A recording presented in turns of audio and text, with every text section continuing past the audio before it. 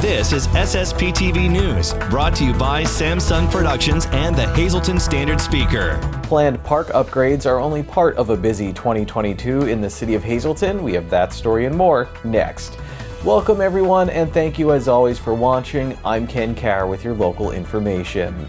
Let's find out what's in store for the city of Hazleton in 2022. Here's our Janine Lassant with Hazleton Mayor Jeff Cassat. So bring us up to terms on what is happening in the city. I know recently you had the state of the city. Recently the city has been moving ahead nicely. We have done a lot of paving projects throughout the city. I believe we paved almost 10% of the roads this year, about 18 miles over the past 2 years. So we have a lot of projects going, in the street department and infrastructure. The recreation, we've been really hitting hard the playgrounds. We have a lot of playground improvements coming. Right now, planned for 2022 is an all-inclusive park with a lot of handicapped accessible units for children to play, slated for City View Park. The 12th Ward Playground, which is 16th and McKinley Street, we are redoing that entire playground. It's designed with a artificial turf wiffle ball field, which has become very popular again. Pine Street Playground, we have some new equipment going in. A lot of open space improvements coming to the city in the near future. Well, that's good to hear because, you hear people say there's nothing to do. At least you're adding some recreation for kids to do things that are good for them and to stay out of trouble. When it comes to police and safety, let's talk about what the city has done and is doing to improve and keep the public safe. Very late in 2021, we introduced a camera system, a license plate reader camera system that encompasses the city. We believe it's basically a first of its kind. There is no way in or out of the city without your license plate being read. There's 44 cameras in this system. It's being added to by other municipalities and expanding. It's accessible through the state police and other municipalities. And it's used for emergency situations and stolen vehicles, missing persons. So big time crimes. We have had 401 searches done so far. We have apprehended fugitives. We confiscated a stolen tractor trailer. We got a stolen U-Haul. So it's paying off dividends already. It's been used to solve crimes. So that's probably one of the biggest things safety-wise. We also deployed our drones several times this year. Once was to help find a missing child in the woods. So we have a lot of technology coming for public safety. When it comes to COVID and the pandemic, how has that affected, if at all, the city of Hazleton? I believe it affected every municipality throughout the country. We did have some lost revenues, which, the federal government did issue some of the ARPA money, American Recovery Plan Act funds. So that helps replace the money that was missing. So financially, we were basically reimbursed for what we did lose that way. So financially, we're becoming very sound here in the city. Besides that, with the COVID, we're dealing with day-to-day situations. City Hall has been separated through offices. Almost every division has its own office.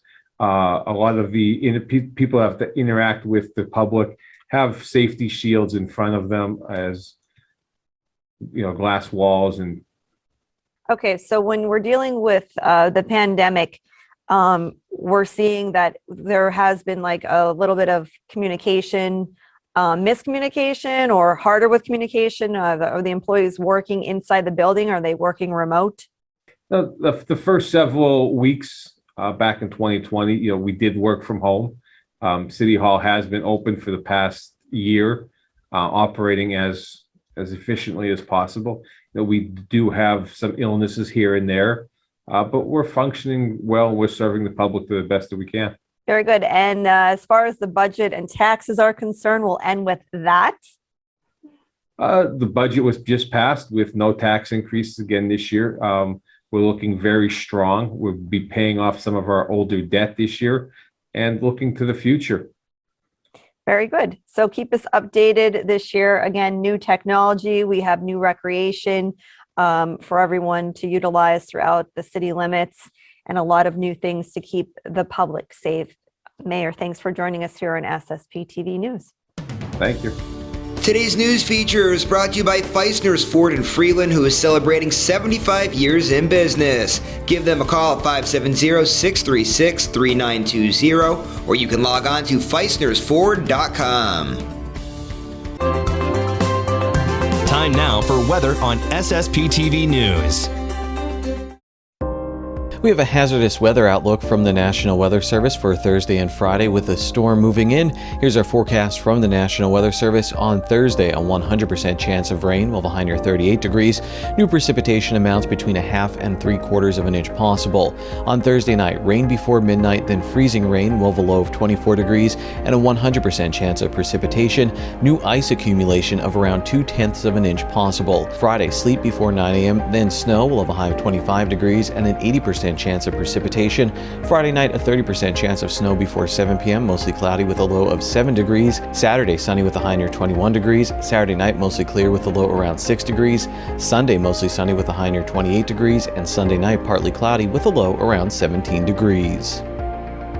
The North Schuylkill boys basketball team locked up a District 11 4A playoff spot on Tuesday. Here's the SSPTV standard speaker scoreboard. Aiden Conti, Adam Scott, and Jack Kiter all scored in double digits to help the Spartans beat Tamaqua. Shenandoah Valley's win sets up a big-time game on Friday with Nativity, with first place in Division 3 of the Schuylkill League still up for grabs. Brian Rivera led the Blue Devils with 19 points in this game. Also in boys basketball, Dallas kept their Wyoming Valley Conference Division I title hopes alive with a win over Hazleton area. The loss snaps a 12-game winning streak for Hazleton.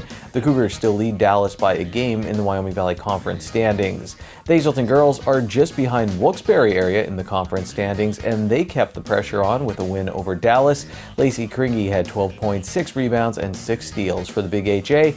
In college basketball, Penn State Lehigh Valley swept Penn State Hazleton.